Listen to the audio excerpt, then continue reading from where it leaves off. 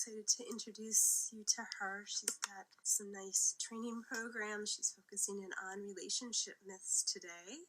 I did finish, behind me, I finished the painting. I don't know if anybody's noticing that developed behind me the last couple of weeks. And if we don't get to it in this live, I will, in my newsletter, come up with an art project, an art therapy project for you to take the ideas that we talk about today a little bit further and apply them to your life and gain some insight. So you can get the newsletter at hopeandhealingathome.com or follow the links that are in my bio for that. So my voice is a little bit weak today. I am getting over a cold. Here's Heidi. Yay! Hi! Yeah, Sorry. so you're a little under the weather. I am. So talking tickles it, but can you go ahead and introduce everybody to yourself?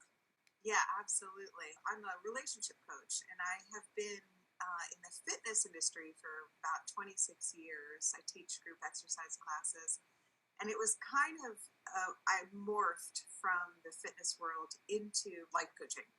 And then over the years, have just kind of really condensed it down and gotten really specialized about what I actually do. And I pretty much base what I do on my clients that I have. And I started to see some patterns, okay?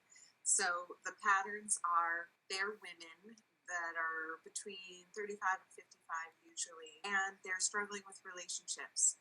And even more specific than that, they are having trouble getting out of a relationship with someone who has addictions and there's a huge connection between addiction and unhealed, undealt with trauma. So a woman gets involved with a man, let's just say. I mean, I'm sure there's other variations of that, but just for the sake of this, we'll just say it's a woman getting involved with a man, because that's what I've seen the most. And he's got some major problems with coping, and she falls in love with him, and she wants to help him, and she puts all of her energy and love into helping him, and then she is finding herself completely drained and exhausted and not having the energy for herself or for her life and her purpose and her passion. And so I really coach people through that and get them to a place where they're not repeating the pattern. Just leaving the relationship is not the answer, but also fixing what's going on inside of you. So that's my approach to it. And the reason I got so smart is because I went through hell, pretty much. Yeah. So I was married to an alcoholic who was not physically abusive, but he would do things like throw things and punch holes in the wall and things like that were scary, but not considered abuse. And I have 2 sons with him, and got out, finally, after years of like trying everything, not wanting to split up my family and all that stuff. And then when I got out, things actually got worse. So that's why, one of the myths that we'll be talking about today is like, oh, you should just leave him. He's no good for you. You need to leave. You need to get out of that relationship. It's like, fine, you can leave a relationship, but you're not actually going to fix anything. And so that's really my approach, because that was my experience. And I got involved. That's so key, isn't it? We got to change the habit ourselves so that we don't fall into the same loop again. Yeah, for sure. Yeah. And then I repeated the pattern. I got out of this marriage, and I got involved with other men who, for different reasons, were emotionally unavailable or addicted to substances, or just, there were so many reasons that they weren't really present. And it was not a healthy relationship. So lots and lots and lots and lots and lots of work on myself, and I have figured it out. I mean, it worked. It worked for me. I'm in a really good place. I have a healthy relationship now, and I teach women how to do what I do. No, that's good.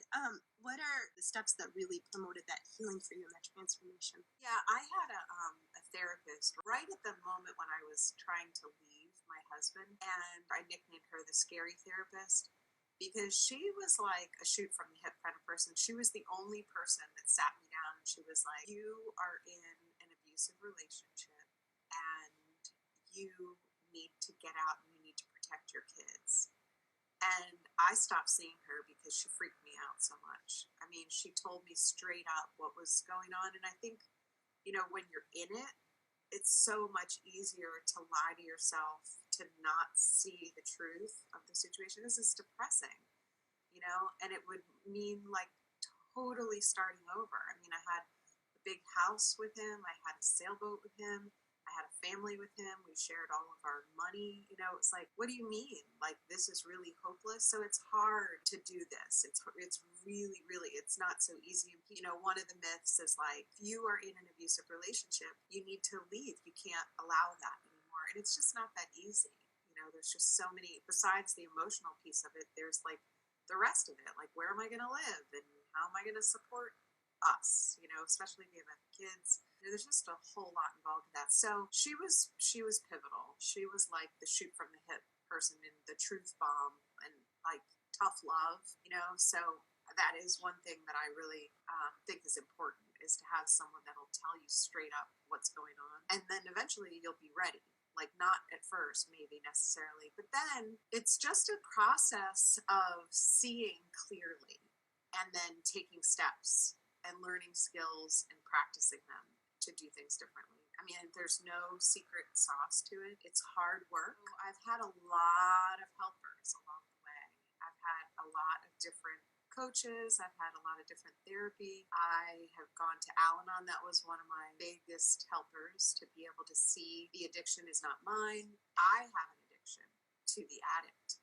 Being able to own that and learning skills like detachment, attach with love, like that's really hard. The serenity prayer, that's one of my biggest things that I teach, is like learning what's yours, what's not yours, and take action, do the things you can do when it's yours.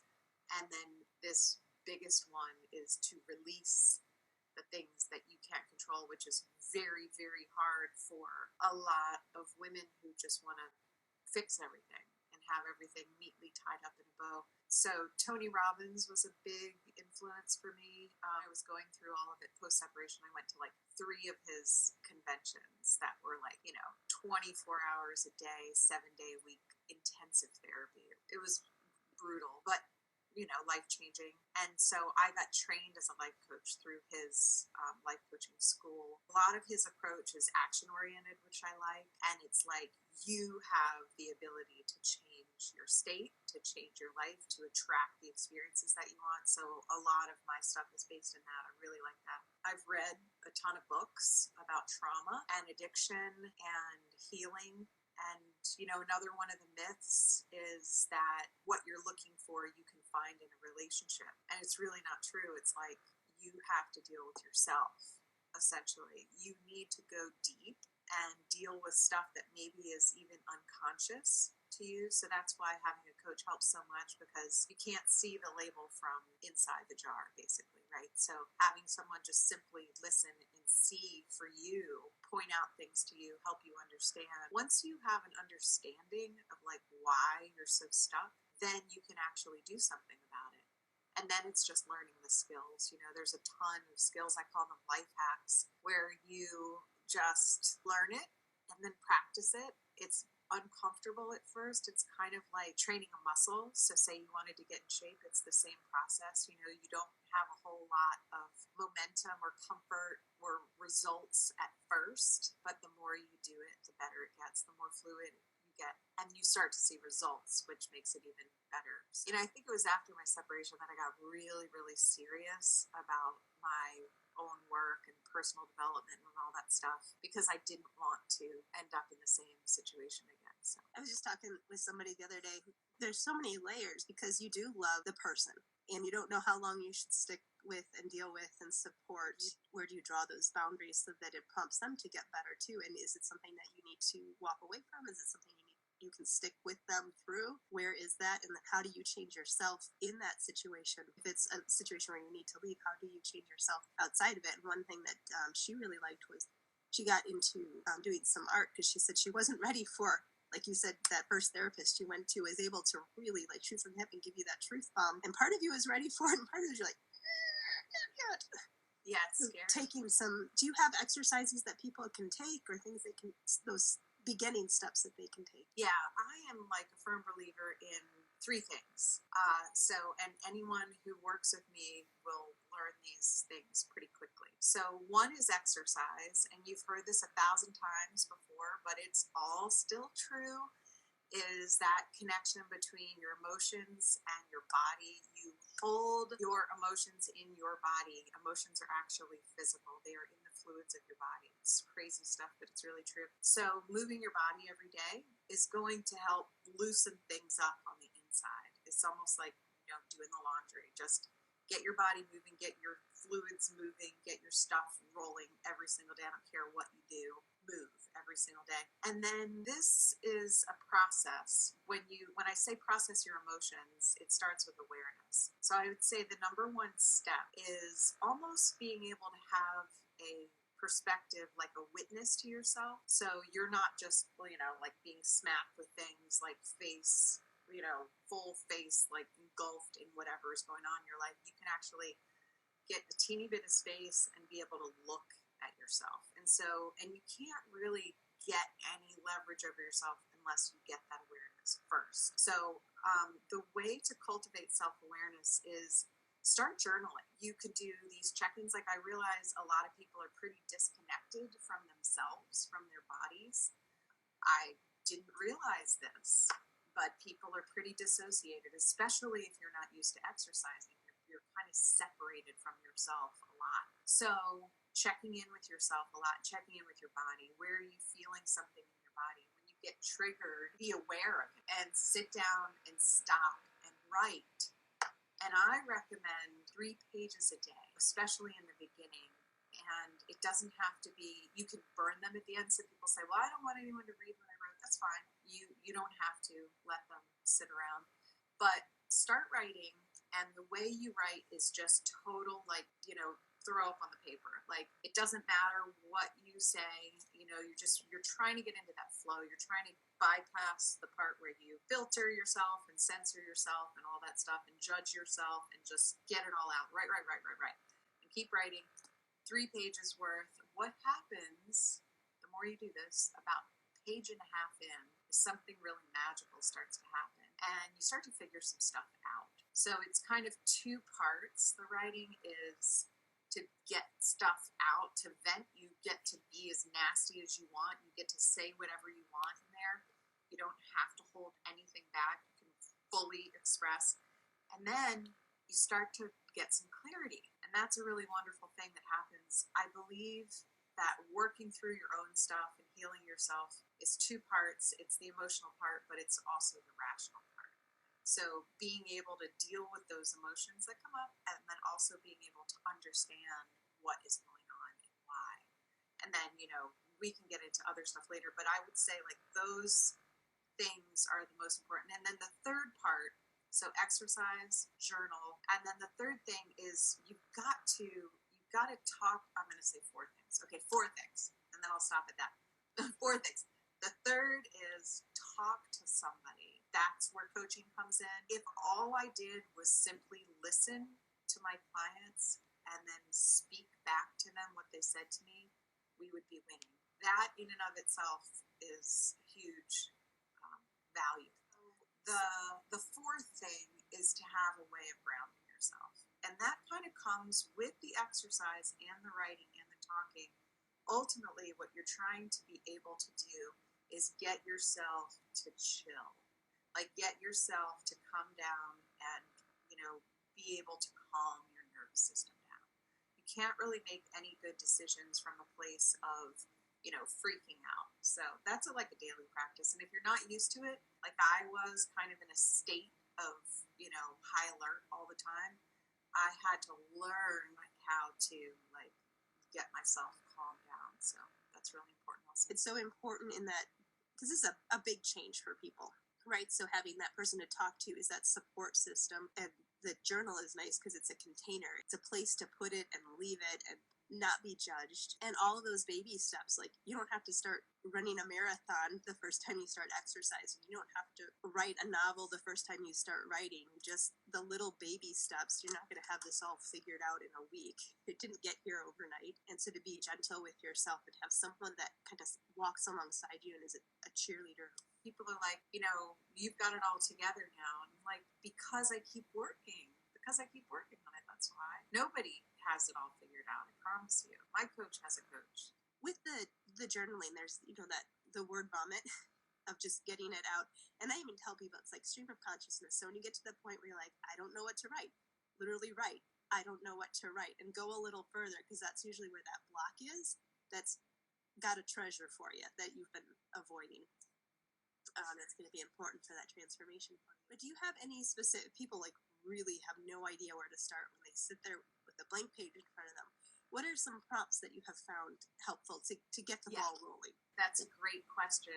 And as a matter of fact, I just created a course that's 3 weeks long that is filled with exercise every day and then a writing prompt, a lesson with a writing prompt every day. So the first thing you can do is check in with your body. When you are feeling something, you're feeling some kind of emotion, it is in your body somewhere.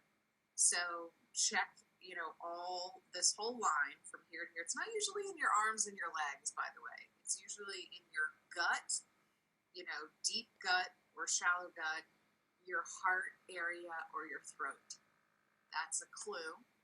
And it feels like if it's in your throat, you might feel constricted, you might feel tense. If it's in your heart, you might feel, heartache. This deep kind of grief usually hangs out here. So like a heaviness in your heart, your gut, you could feel sick to your stomach. These are all the things, like this is your body trying to tell you a message, trying to give you a clue about what is actually going on. So sit down, feel into your body. So a prompt would be, where am I feeling this in my body? Okay, so that's first. And then what does it feel like? And if you don't know the emotion, if you don't have a word for the emotion, you could ask yourself, how big is this? Is this heavy or light? Is it moving or is it still? What kind of texture does it have? If you could embody this feeling, because the more, name it to tame it is the lesson here, right? So figuring out what it is will give you some control over it. You can't change what you can't measure. You can't change what you can't name. So that's the first part. And if that's foreign to you, that's going to be a big help for you, is just to be able to connect and like, what am I feeling in my body? Where is it? What does it feel like? And then if you can figure that stuff out, you say, why am I feeling this? What is it? It's usually something that happened or something that you got a memory about that got triggered from, something in your external environment that you saw, smelled, heard, felt, tasted. Then you have a reaction of an emotion. Now, here's the trick. Most people don't know this. The emotion is not a given. There's a gap here between what it was, the thing, the trigger, and then what you feel about it. There's a whole lot that happens in the gap. And it's like, my job is like, let's go deal with that gap stuff. And the gap stuff is, what is the story you're telling yourself about the thing that happened? It's just a thing that happened. But then you associate all this stuff with it. So it might be a pattern. It might be something that looks like, smells like, feels like, must be. If you're someone who's always afraid of getting rejection, then you're going to create that story and make it true for yourself. You'll see everything as rejection. It's just, so until you realize that you've got that control, you're going to just keep repeating that pattern. So anyway, I'm totally getting ahead of all of it. But you asked about writing prompts. So that would be one, like why? And then go layer deeper. Okay, why am I feeling this? Well, because that happened. How am I seeing this? What's the message I'm telling myself about this? Okay, write that down. Is this a common theme? Duh, yes. And then, is it true? You could start questioning yourself. Don't believe everything you think. That's one of my absolute favorite mottos of life. Question yourself. Is this true? I've been thinking this for so long, I just accept it. Is this thought that I'm having about this thing, the story that I'm telling myself, is this giving me energy or sucking my energy? That's a great question to ask yourself. So there's another writing prompt. If you're taking notes, these are all just gems. They will jot. This is what I do as a coach, is ask these questions, but you can actually ask yourself, and yourself will answer. It's pretty awesome. Another really good one that gets to the heart of the matter is, what am I afraid of? Because that's usually why we're kind of holding ourselves back or having disempowering feelings, is that we're trying actually to protect ourselves. So what am I afraid of? What would happen if what I'm afraid of came true? That would be another good question. Mm-hmm. Could I handle that? And then, from there, get into the other side of the mountain, which is all the great stuff, which is like, how could I see this? How could I reframe this story in a way that's true, but also empowering? And that's, like I said, you kind of got to get through all this other crap, get up to the top of the mountain, and then you get to go down the mountain. Yeah. Well, what would you say, just because we titled it The Biggest Relationship Myth and Why We Say, what would you say of the work that you've done with people seems to be the biggest myth and the reason why we stay even once we know, like, this is not healthy? It's so hard to put it into words. But this is what I've seen with clients and with myself. You take an intelligent woman who pretty much has a good life, has a grip on most things, is a good mom, has a good family, but for whatever reason is just hooked into an unhealthy relationship.